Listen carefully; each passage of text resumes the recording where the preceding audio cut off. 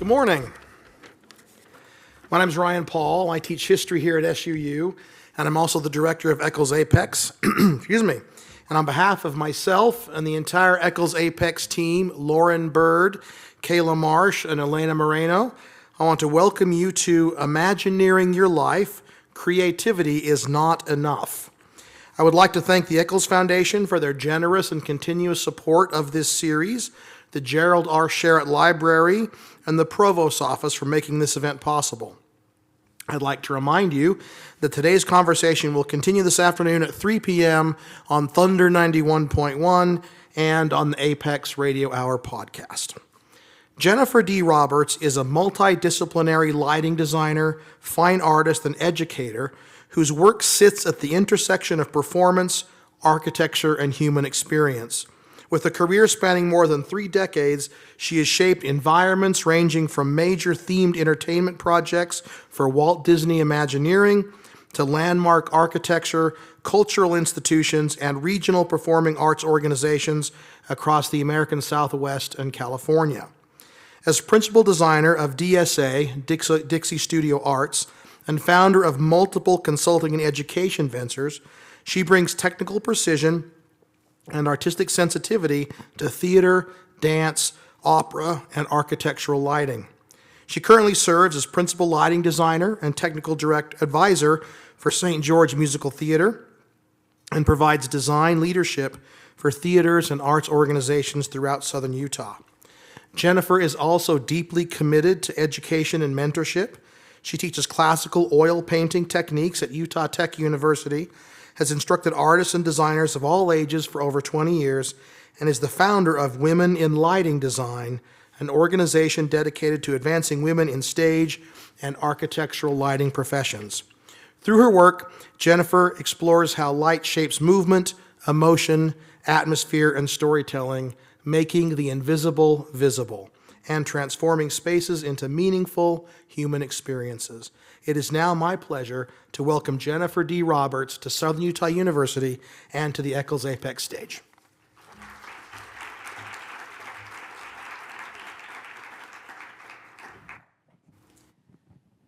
Well, hello. Wow, I didn't know it was that long when I first wrote it. Sorry about that. Does anybody know me in the audience already?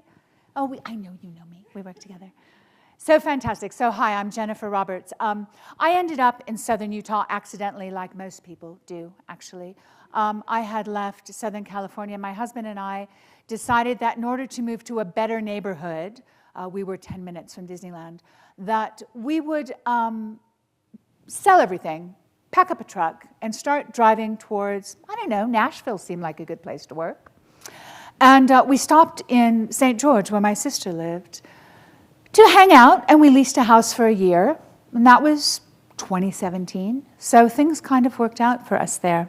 And I have remained there and started to work and teach there as well. So as I go through these slides, I have a lot of them. You're going to see a lot of some of my work, and I'm going to have a little advice for you if you are students, if you are still putting together, assembling your career, assembling your creative life. It never stops. It never stops. Every time I become fascinated in something, it's amazing how you can absolutely engross yourself in a topic within the arts and fine arts community. So light is invisible until it matters, until you have that blackout, until that person walks out on stage and the lights don't come up. And I rather egotistically now get to say, I'll be there in just a minute, they won't start without me. I was a little tiny girl. I was about 5 years old when my mother took me to the Amundsen Theater in Los Angeles to see something called The Magic Show. Now, you're going to know what generation I am pretty quick here. This is Doug Henning. Doug Henning passed away at age 52. He was a magician, and this was 1974. And I saw some things that so impacted me, I immediately knew what I was going to do with my life. Well, part of my life. I immediately knew. You see, I looked at an entire theater full of grown-ups. My feet didn't touch the floor yet in the chair. I looked at an entire theater full of grown-ups, and they were absolutely engrossed, focused and transported into what was going on stage. And this is what was going on stage. How 74 can this be? It was a musical magic act. And there's our friend Doug Henning, long hippie hair, a lovely skin-tight off-white bodysuit.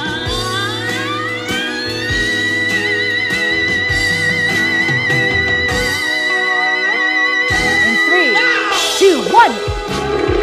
Okay, I'm 5. Okay, is that one of the coolest things you've ever seen? Because it was one of the coolest things I had ever seen at 5 years old. And I knew immediately that I had to somehow be part of that.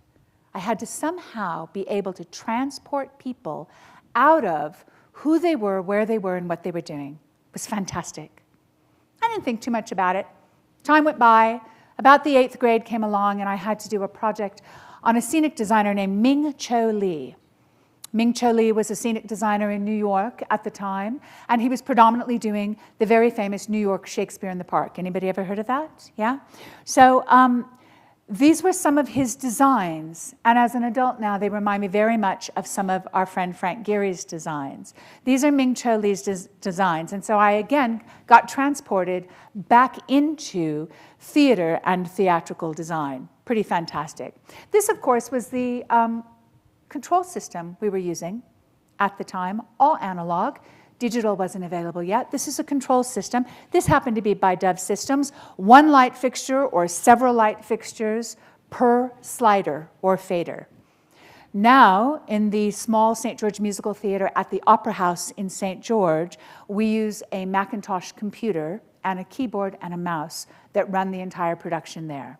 Our new theater is going to have, gosh, I think it's maybe in the $50,000 range, full-size lighting consoles, and you'll see those lighting consoles at other theaters.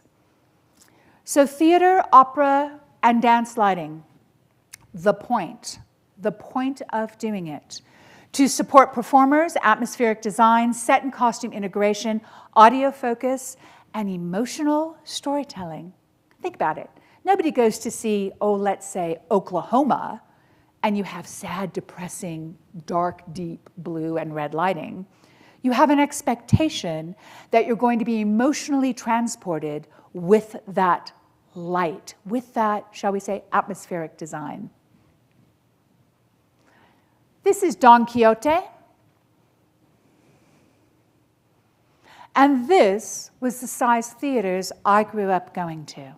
You can understand why a small child would be monumentally impressed at thousands of people having a focus on what you're doing. Oh, being an actor was great. Being a performer was fantastic. But they could only go where they were told to go, and it was the light that told them where to go. It was the light that transported them into the environment they were in. Well, lights, costumes, set design, right? Okay. I did attend university. I attended these 3 universities because I came from a nice middle-class family who believed that if you were going to attend university, you needed to attend university and leave with a professional degree that would allow you to actually have a career later in life. And my family did not feel that theatrical design was an adequate career for someone in the late 1980s. So, with love and affection, they said, I'm sure you can figure it out. Figuring it out meant working multiple jobs. My first paying lighting job, I changed theatrical gel in front of light fixtures for the Nutcracker Suite. There was no digital, there was no LED, so if you wanted different colored lights between acts, you had to run out and change them. I received $200. Another shot of the Nutcracker, all incandescent lighting. This is also, you can see how old the photo is. This is also a lighting desk or a lighting console of that time. And so for every time you went into a new scene, you switched paperwork, and it would say what faders had to be up, how fast you had to go, and then you would make those adjustments, and it was all done manually. Usually it took 2 people to run a lighting console. Here's one later. This has computer assist. This probably has less computing power than a calculator from the 1980s. These were the rock and roll style lights that we worked with. Rock and roll, yes, I ended up doing rock and roll while I was in college. It's how I was able to pay for getting through college, and it was an excellent living. A very small truss design with some light fixtures, another small covered truss, these are important in Utah, and the lovely Elvira. Anybody know Elvira? Yeah! I was Elvira's lighting designer for a couple of projects. She appeared at Knott's Berry Farm, Cassandra, and she appeared at Universal Studios. Our friend Madonna. And some rock and roll lights. Most of these are static rock and roll lights in colors. So to go out and work in rock and roll, I had a couple of things going for me. This is really important if you're a young student. I showed up early. I showed up with work gloves and boots and a good attitude, ready to listen and ready to do whatever they told me to do. There were very few women in this industry at the time. I usually was one of 2 people on a crew that were women. The other thing I had going for me is I really didn't drink or do drugs. This was the 80s, so kind of go with me on this. This was the 80s. So when the lighting console operator did not show up to work for an assortment of reasons, they'd say, don't you know the show? Don't you know how to run this console? Great, get over here. You're running the show. Don't forget to pause for the pyrotechnics. All right, no problem. So there were some large rock and roll shows I got to be invested in and also helped pay for my education. It was an excellent life. It was a tough life. You had to be fit, you had to be there on time, you had to be ready to cover for people, and you would leave home for at least 90 days at a time. Everything I owned went into a storage unit. This is what backstage looks like. This is what real backstage looks like. It's a little intimidating, isn't it? It's easier when you're putting it all together. I did a lot of this. We unloaded a lot of trucks.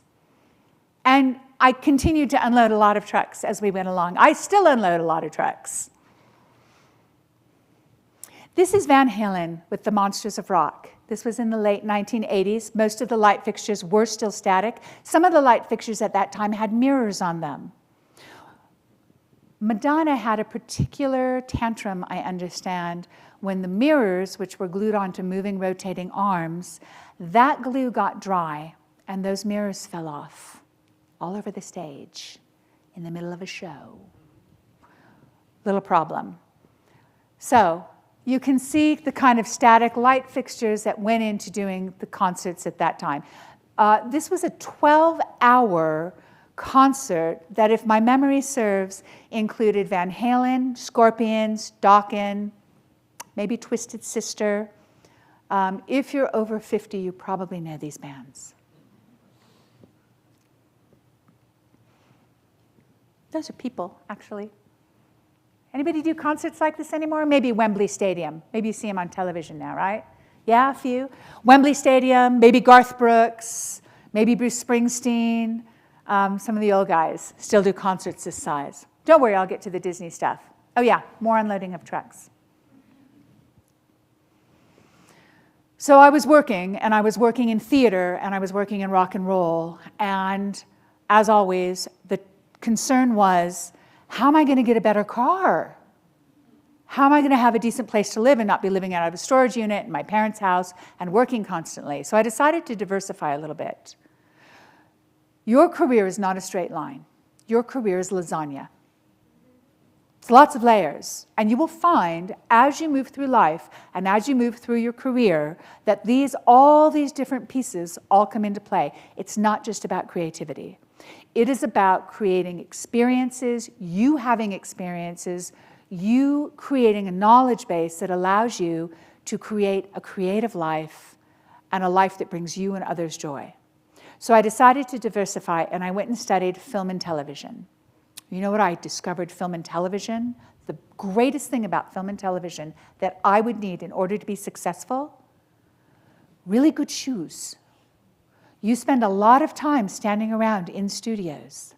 So I went over to Golden West College. It was a local community college. They had a film and television certificate, and I picked up another certificate. It was an AA in humanities with a focus on film and television, and they were associated with KOCE. which was public television.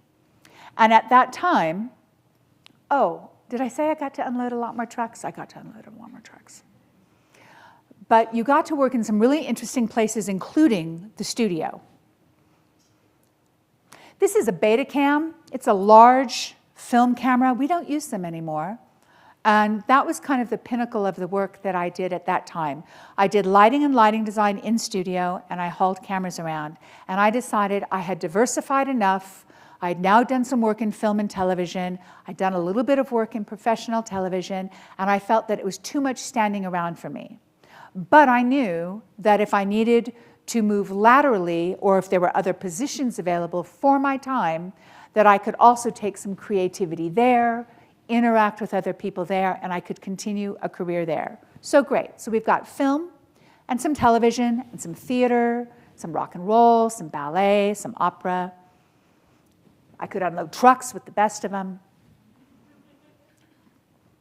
And along that way, I discovered some interesting things.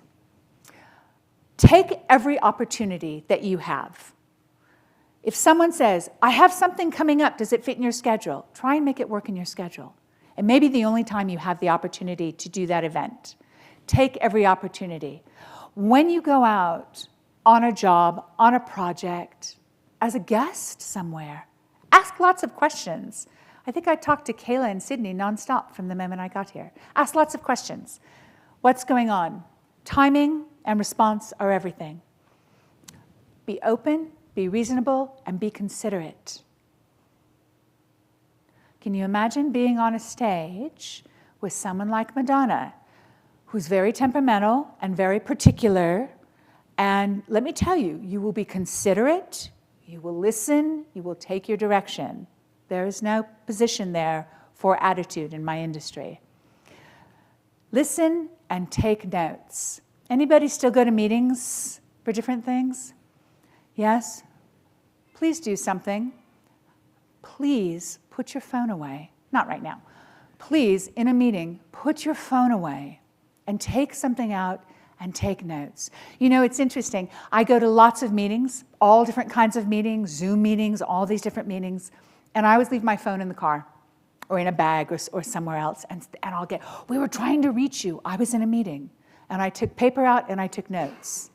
It's one of the greatest things that you can do to give someone your attention, that what they're saying is valuable. So if you're on a project, or if you're out working on something, take a moment to put your phone away and take out some notes, and take some notes. It will make the person speaking to you that you're working with feel highly valued. What you're telling you is important enough that you want to remember it. Stay curious, stay adaptable, work hard, be tired, and be humble. Those really aren't my words. That's Dwayne "The Rock" Johnson, but stay humble. So now I had some film and television in me, and now we were starting to do something called DVDs. DVDs, remember DVDs? And I was working for a company called Corporate Creations. Again, remember I said I had diversified, and I was creating a career that was more of a lasagna than a timeline. So during this time, I picked up a job with a company called Corporate Creations, and they were doing corporate DVDs. We did work for Nokia, we did work for Jenny Craig, and we did work for Coldwell Banker. It was interesting. It wasn't anything great. Cameras were heavy. The lighting wasn't fabulous. And they were pretty short experiences, but it had a broad reach. Where art meets engineering. This is really it, right? This is the whole Imagineering thing. This is why everybody's here.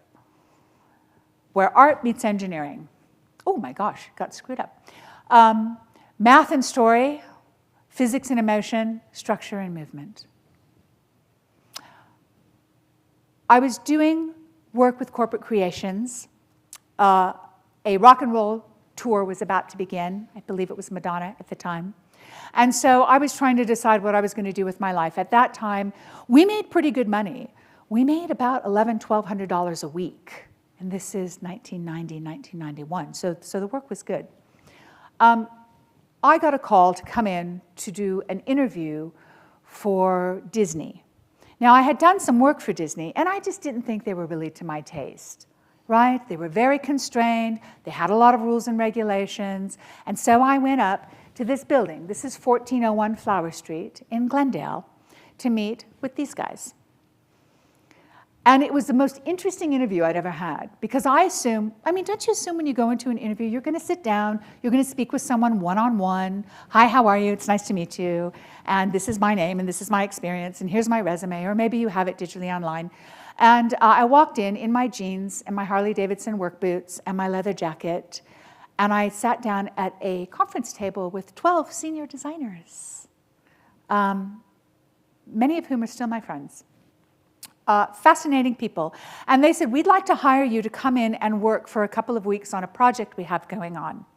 A couple of weeks? I live in Laguna. You're in Glendale. It's about an hour and 15 minutes without traffic. Okay, what is it you've got? Well, we've got this project going on called Club Disney. And we'd like you to come in and help us with the specifications and do the paperwork and do all this. So this was interesting because this was more layering. This was now, I knew lighting and I knew lighting design and I knew concepts and I was creative. Not enough. Now you need to get in and you need to learn the paperwork, how the project's put together, integrating other crafts into your project. Integrating other crafts into your project. So what do we see? We see people. We see lights and lighting and rigging and set design, atmospheric design. There's going to be audio design. And there has to be a collaboration between all of these people. So it taught me about the paperwork and the collaboration of this project. More Club Disney. And it was kind of a kids' hangout space on steroids. Really kind of big hangout space with lots of lights and music and fun things to do. We did a similar project called Disney Quest in Florida. Disney Quest was an interior Disney arcade, which no one had ever seen anything of the type. You got to race the comics in flying cars. You got to create a roller coaster and then get inside of what was basically a single person ride vehicle. You would create the roller coaster on a computer, climb in it, and then you would ride your roller coaster in 3D all around you. So it was an event that happened primarily in Orlando. But you see the integration you have here of all of the crafts. Area development, structural, lighting, set, audio. So the collaboration and how to put designs together from start to finish and work within a group is really what I learned here. So some time went by, more than 2 weeks, about a month, and I got a call within the department and they said, hey, we'd like you to go down to Disneyland and talk to Pam Rank. I'm going to back up for a second. I was working for a lady named Paula Dinkle, fantastic lighting designer, principal lighting designer. She's done amazing work. So I went in to work with Paula, and she said, I'd like you to go and talk to Pam. Pam was one of my students when I taught at USC. You'll see a connection here. And she currently is the show quality services WDI lighting designer at Disneyland, and she'd like to talk to you. Why? What did I do? No, you didn't do anything. We'd like you to go down there. We'd like to talk to you. She's going to be working on a project in Tokyo, and she'd like to see if you are interested in coming and taking over her position. And I said, I am so not qualified to walk in as the WDI lighting designer at Disneyland. And what happened to my tour? Not happening. So I went down to Disneyland and I met with Pam, who had also been a professor at USC while I was there. So you have this string of strong women lighting designers that were associated with USC and CalArts and Disney. So I went down and I met with Pam and I said, this is fabulous, this is beautiful, I really respect what you do. We had little tiny Macintosh computers and we had Windows computers, and she was working in the equivalent of a construction trailer at the time. And she said, yes, but you have a diversity in your background and a flexibility in your background that if you survive 6 months, job is yours. 6 months. Wow, okay. So think about this. Has everybody been to Disneyland for the most part? Yeah, It changes over the years, right? When do you think all that work happens? At night. At night. All of that work happens at night. After about what time?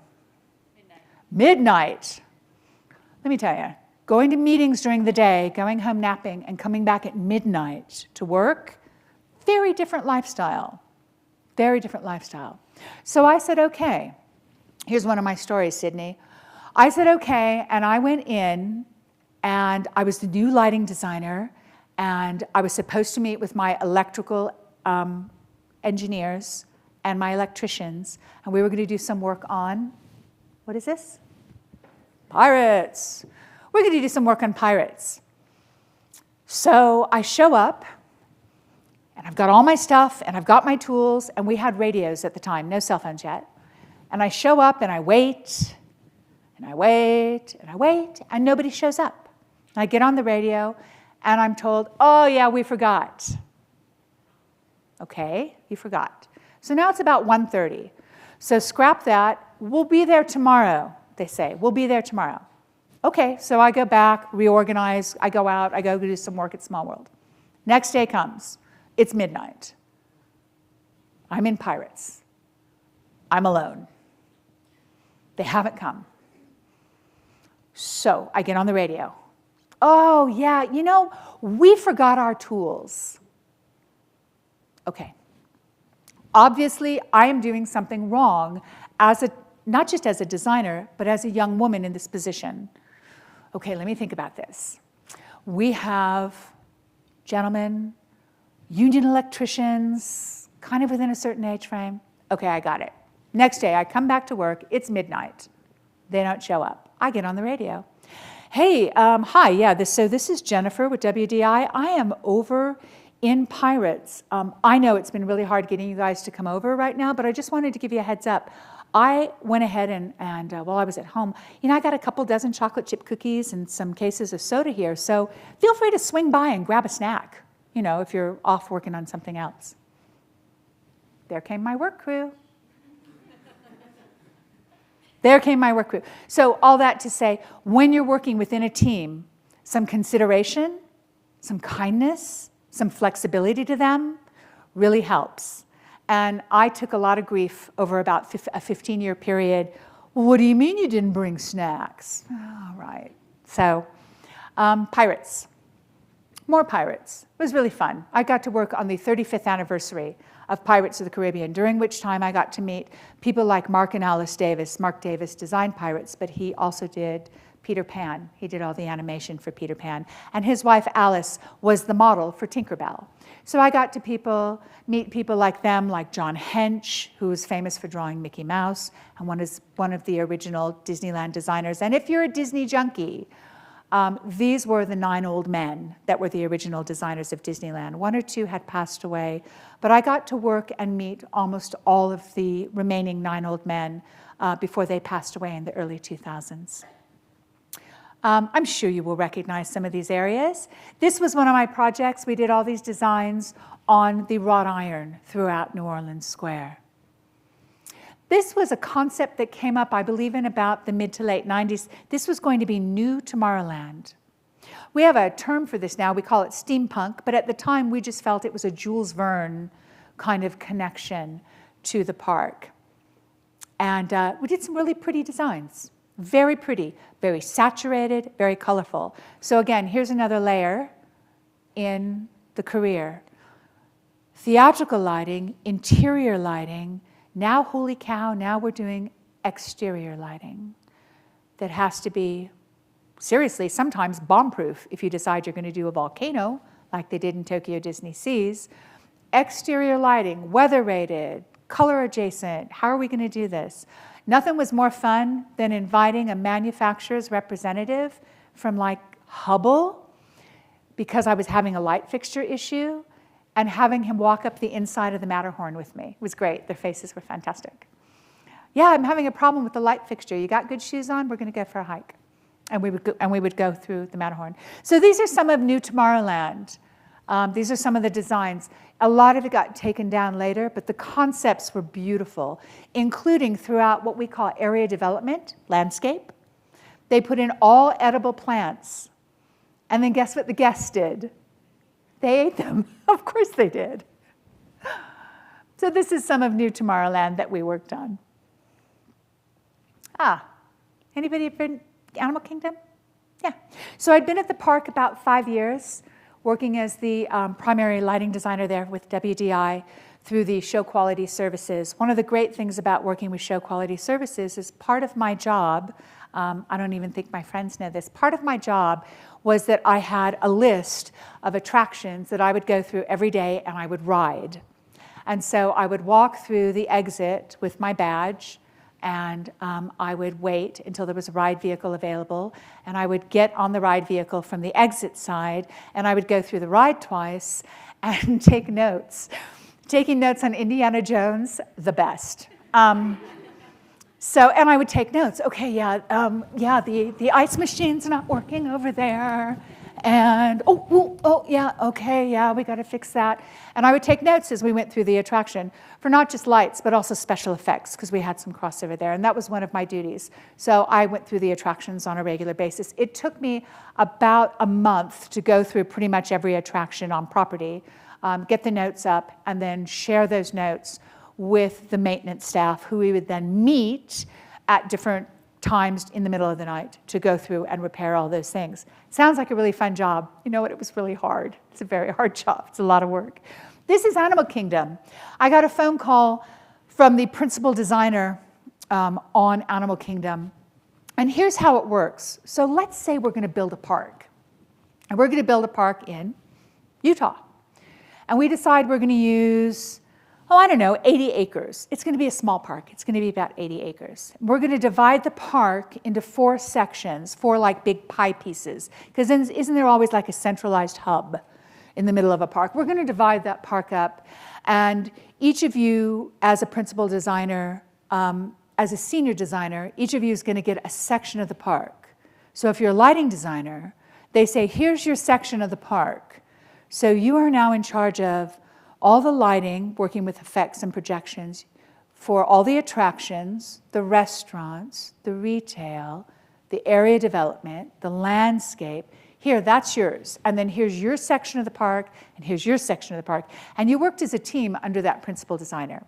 And that was true for everything. That was true for sets, architecture, audio development, and new audio design. And then you would all collaborate together.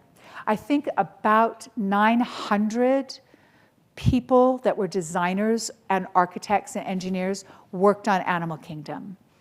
I believe there were 5 of us that were specifically for lighting and effects. So I got sent off to this little 600-acre project. Okay? Now, as a conservationist, I too thought it was going to be very interesting that Disney was going to have a wild animal park. How was this all going to work? And I'm sure everybody was very concerned about the animals, yes? Yes, all concerned about the animals. Okay, don't worry. Nobody hunted down animals and brought them to Florida against their will.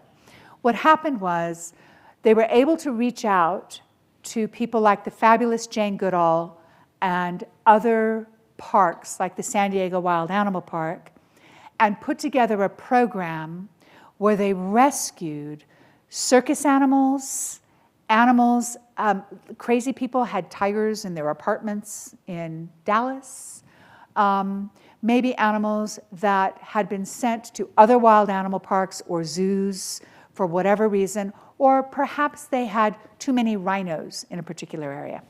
So all of our animals were rescues, so much so that Simba and Nala, when they first came from Portland to southern Florida and were put into their beautiful new enclosure with Pride Rock, and they opened their barn door for them. They sat down, looked around, and I think they thought it was too hot because they refused to leave because they came from Portland. It was quite a project. There's never been anything done like it. It really flew under the radar for quite a time. And if you've been there, when you get there, you can't imagine everything, all the plants were babies. You go now, and it actually looks like Africa. It's pretty amazing. This was what we call the safari ride. We have working titles for everything as we go through our projects, and then the final names of rides and attractions are decided by the advertising and marketing departments, but we continue to call them what we called them for the year that we were there working. I was just there under a year. The giraffes are super friendly. They kept sticking their heads in the ride vehicles. We would go out every morning and ride through the ride vehicles and check out the area and make sure everything's okay. This is the Tree of Life. If you have an opportunity to look at video on the Tree of Life, I did not include it in this, you will see the Tree of Life being built off property and assembled on property there. It is over 126 feet tall. This is the Tree of Life at night. It was not done with LEDs, it was done with large exterior light fixtures with glass on them. Some other areas of Tree of Life. So this was an LED light fixture. We, in working and developing some of these projects with the Disney name and Disney finance behind you, you do have the opportunity to reach out to different manufacturers for product development. And we were able to work with some companies at that time who were doing a lot of the new color-changing LEDs, in-water fixtures, and dimming components. They decided to put dimmers, which is the ability to dim and control your lights, on the ride fixtures that were at Animal Kingdom. And these are some of them. Now, one of the things you have to be aware of is that certain projects get value engineered. Everybody ever hear those words? Value engineered? Run. If you hear value engineered. It means they're planning on taking the products that you spent a lot of time specifying and we're making sure we're right, and replacing them with a less expensive product. Sometimes it's okay. Most of the time it's not. One of the first things that happened is they value engineered the air conditioning out of all of the maintenance rooms where they had the dimming and controls. Thank you for laughing. That means those rooms in Florida got hot. And when that equipment hit about 110 degrees, shut off. So all the rides shut down, and all the lights shut off, and we couldn't figure out what was going on. And we went in these rooms, and it was hot. They had value engineered out the air conditioning. So a small oversight on a 600-acre park. This is the front entrance to a project called Tokyo Disney Seas. If you've traveled overseas, you may have run into this project. So we keep coming back around to the lasagna career, right? Or the lasagna of a creative life, and layering all those elements as you go along. So now we have paperwork, collaboration, and you learn from all the other teams. For a while, we had luncheons. This is a neat idea, by the way. You have a luncheon where other people from the different departments, you all get together in a room like this, and someone gets to stand up and talk about their design work that they do and how they do it. So the people that would get up and present during lunchtime were the model shop, scenic design, audio design, show lighting design, landscape. So you got all the different components of how a project was put together in that afternoon. And we were pretty casual with lunch. I'd say they probably ran about 2 hours. But there were certain elements everybody needed to know about so that you could collaborate correctly and without too much friction. Let's face it, it's hard to work in a group of people, isn't it? You have competing personalities. Everybody has an agenda. Maybe they know it, maybe they don't, but everybody has an agenda. The ultimate goal, though, is always a beautiful finished product. And I think that's one of the things we all had in common at the time. We wanted to provide a beautiful finished product. The hours were insane. I think they're still insane. The hours to build Animal Kingdom was we would go into work about 4 o'clock in the afternoon, and we'd leave about between 6 and 7 a.m. and go home and sleep.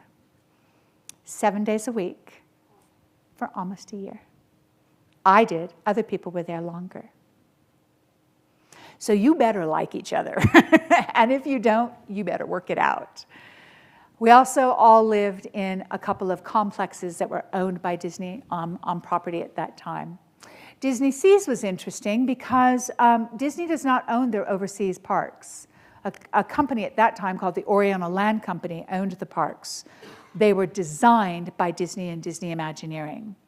So because of the cultural differences, the Oriental Land Company sent some of their representatives who would be on property during the construction process that were Japanese to work with us and investigate our creative process. I was asked by my counterpart, Japanese counterpart. He would call me Jen-san. Jen-san, tell me about your creative process. I said, well, I go out to the garage, see what's laying around, and we build it from that. He took notes. I said, no, I'm kidding. We really don't do that. We work with the artistic directors to try and work out what their vision is. This is really important. Anybody work in a project-oriented business? A few project-oriented? There's always a team leader, right? If you're the team leader, the rest of the team's job is to fulfill your vision. If you are part of that team, your job is to fulfill their vision to the best of your ability, as creatively and uniquely as possible. And you may get to throw a few little things of your own in there, or they may say, yeah, I don't care, do whatever you want. They really don't mean that. Okay? They really don't mean that. So, collaboration again. Tokyo Disney Seas was a big group of people. They worked on it for a long time. I'm just going to buzz through some of these shots for you. Oh, one other thing about Tokyo Disney Seas. We had to utilize Japanese light fixtures. This is a very simple American light fixture sheet, if any of you have ever seen anything like this before. We didn't read Japanese. We had to learn to read Japanese lighting catalogs because all of the lighting had to be specified from Japanese companies in Japanese. Kind of an interesting challenge. Here are some shots of Tokyo Disney Seas. Anybody ever seen it before? Yes, yes, no, no, yes, yes, you've seen it? Great. I apologize for the quality. They look better on a laptop.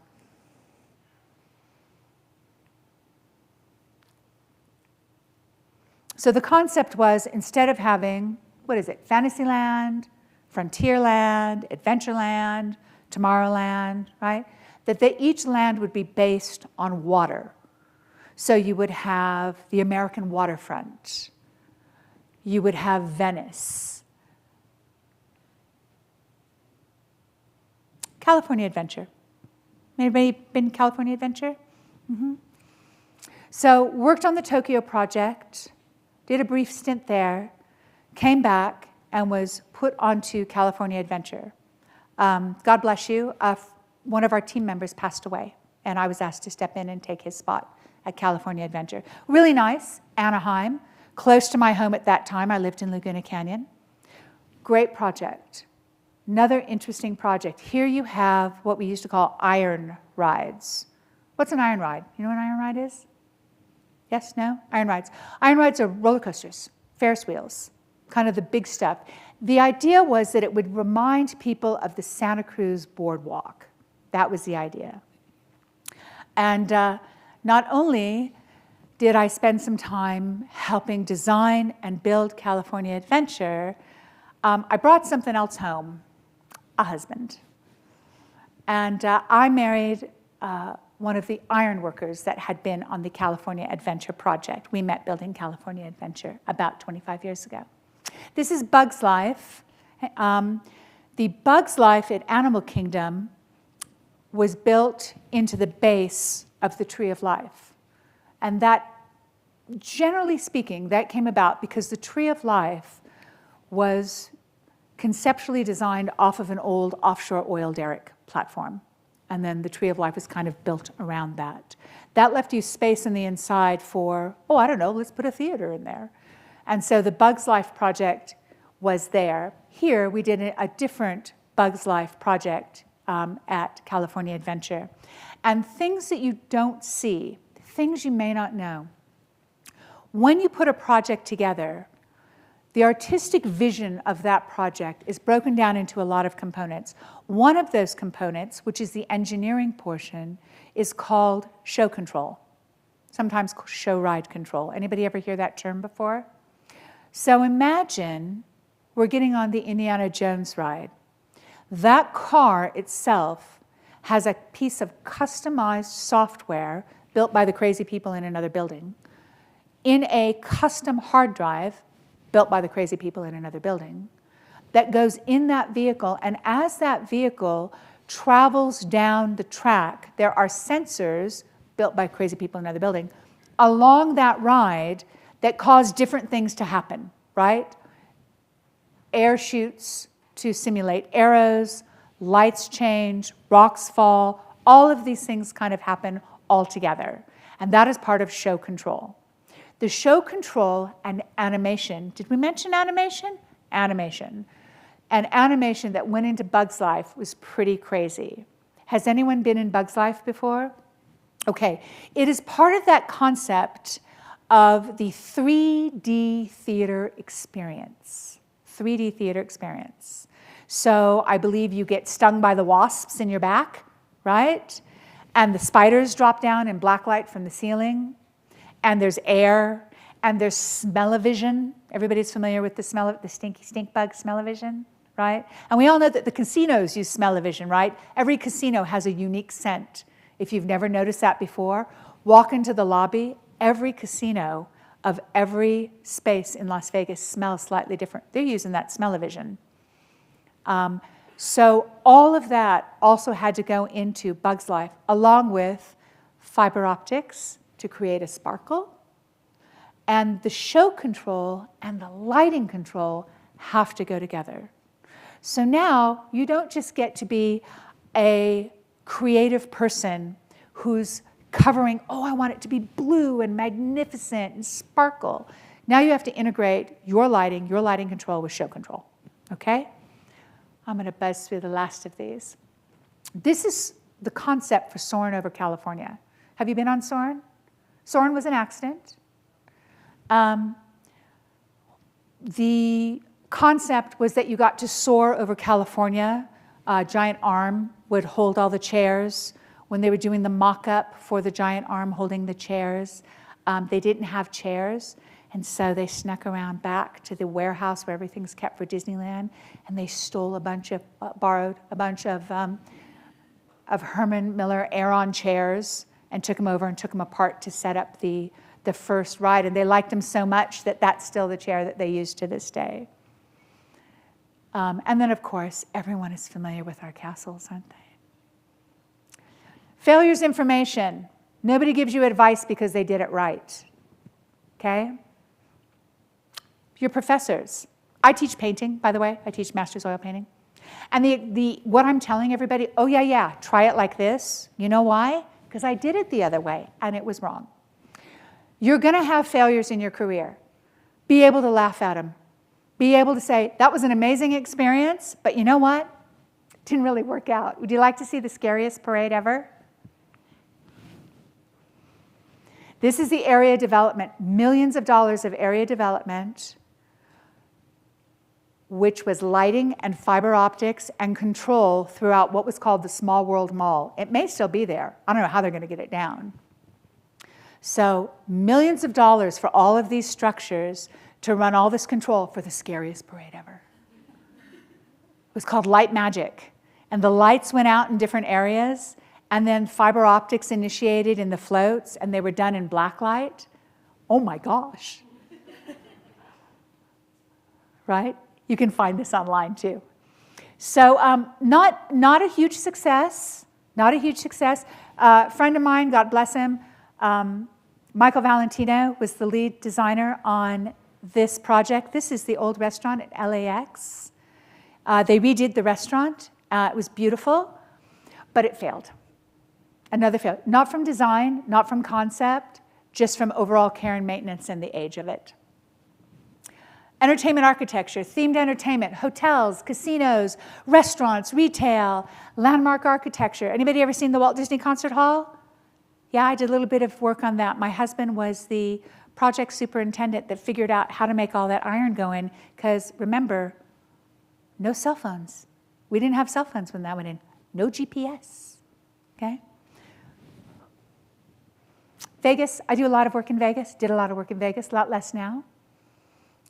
Their resorts, So you have all of those same components. You have all that same collaboration that you were using earlier in the other projects, right? Stores, hotels, such as the Hotel Miracosta at Tokyo Disney Seas.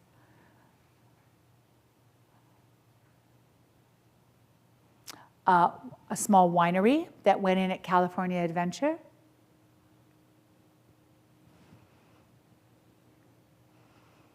Small failure on the winery in California Adventure. My friend Michael Valentino, he had me go fix it. Here, you go fix it, you go talk to him. He put in little tiny lights in the wine cabinet, but they weren't LED. So what happened? They got hot. What happens to a label if it gets hot? It comes off. So all the labels came off all the bottles of wine. Mandavi, not thrilled. Had to go fix it. Replaced it all with LEDs. Luxury hotel in Las Vegas. Hakkasan Club. Oh, nightclubs, cool. Now we're back to what I know, right? Now we're back to rock and roll, and now we're back to nightclubs. Mr. Chow's restaurant, very interesting, very difficult client, wanted very specific things, learning to collaborate with his team, whose main goal is keeping him happy. So I do some celebrity restaurants, but I do kind of crazy fun things in celebrity restaurants, like they change color, so it feels like you're floating, or there's something specific that goes on with a piece of architecture. When you see samples of my work, I don't really, I'm very fortunate. I'm old enough now and have done enough projects, I don't really need a resume. But I sometimes put pages like this up, just with samples of my work. Were they running a video when you came in? Bunch of theatrical stuff going on? Yeah, so believe it or not, those were all local works. Last December, we did a project called Annie at the St. George Musical Theater. And so from my time when I started in about May of 2017 until that project, that was my 100th local project I had done in town. I think I'm up to about 120 now, local projects. I'm very fortunate. There are not a lot of lighting designers in Southern Utah. I think the ground is open here to invite some more designers in. So that was Moana. Here you can see some of my attention to detail with painting and set work. I try not to do it too much because then you end up getting to do the lighting and the set work, right? No one says, well, we'll get someone else to do the lighting. They go, well, you can do both, right? As you proceed through a career, as you proceed through life, you will find you're layering things. Another layer was there were specific products that I needed that weren't available.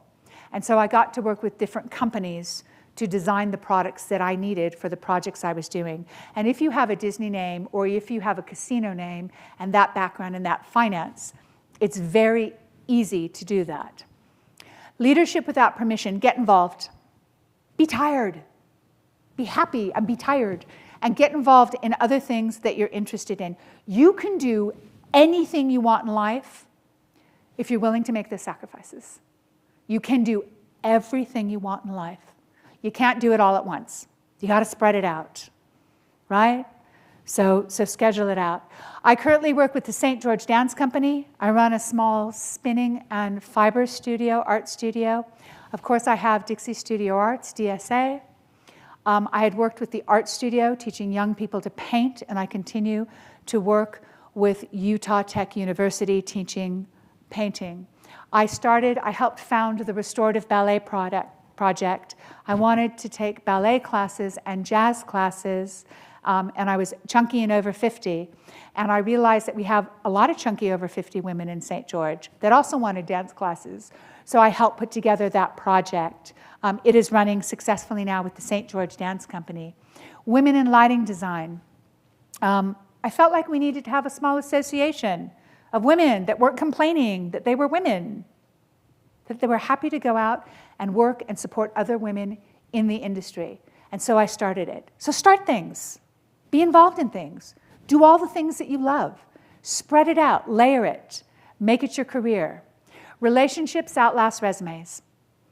I have friends that I've known in the rock and roll industry who are still alive, that I've known probably 30 some odd years. Communication, support, integrity, reputation, and long-term trust. Those are the things you need to build into the relationships that you have in your industries and in your projects, and they will last you a lifetime. Designing a life and not just a career. We already kind of covered this. And that's me. If you would like to reach out to me, you can reach me at Jennifer D. Roberts at pretty much anything. Jennifer D. Roberts at Live, at AOL, at almost anything. You can find me. I work with St. George Musical Theater in St. George. I work with the St. George Dance Company in St. George. You'll find me with Dixie Studio Arts online. So I think the final words that I have for you is that creativity is not just enough. And when I say that you need to diversify yourself within your careers and reach out to all different aspects of what it is you think you want to do. And by the way, you're going to change your mind. We all change our mind. I change my mind constantly about what I think I want, the direction I'm going in, and what is fulfilling to me. And you may find something's very fulfilling to you for a while, and then that changes. But you're going to take that item with you, just like lasagna, and it's going to become a layer in who you are as an artist, as a creator, as a human being. Nothing's ever wasted. There's never a job that's ever wasted. Trust me, you will meet with people, you will work with people, you will create with people, and you will move on, and at some other time they will come into your life. We were laughing earlier. I was talking to someone in St. George, and I brought up the name of a follow spot operator I worked with on Elvira, oh, guys, I don't know, 35 years ago. And I brought up the name of that person, and he said, I love her. I totally know her. How's that even possible? How's that even possible? So it does come back around. So stay creative, collaborate, stay focused, be tired, be humble, do all the best work that you possibly can. Photograph your work. It's the thing I miss most, is I didn't photograph enough of my work. I know it's hard to believe, but I didn't photograph enough of my work. Hold those relationships that you have within your industry, within school, students. Keep that relationship capital as long as you possibly can. And be brilliant and change the world. Thank you so much.